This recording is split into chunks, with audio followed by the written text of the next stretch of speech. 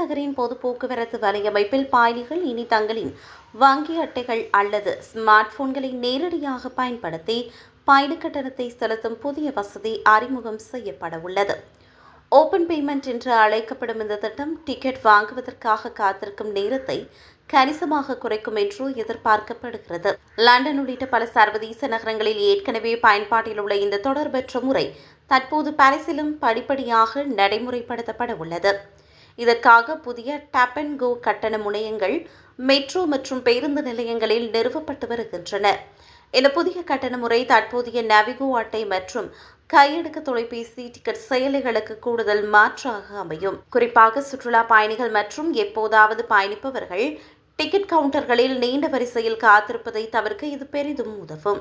எனினும் இந்த முறையில் பயணிப்பவர்களுக்கு ஒரு முக்கிய நிபந்தனை விதிக்கப்பட்டுள்ளது. வங்கி அட்டை மூலம் செலுத்தப்படும் பயணங்களுக்கு இலவச இடமாற்றங்கள் வழங்கப்படாது. அதாவது ஒவ்வொரு முறை மாற்று வண்டிகளில் ஏறும் போதும் தனித்தனியாகவே கட்டணம் வசூலிக்கப்படும். மேலும் இந்த வசதியை பயன்படுத்தும் பயணிகளுக்கு வழக்கமான டிக்கெட் கட்டணத்தை விட 50 முதல் 80% வரை கூடுதல் கட்டணம் வசூலிக்கப்படும். இந்த வசதி ஜூன் 30 முதல் ஆர்லி விமான நிலைய வழித்தடத்தில் முதன்முறையாக தொடங்குகிறது.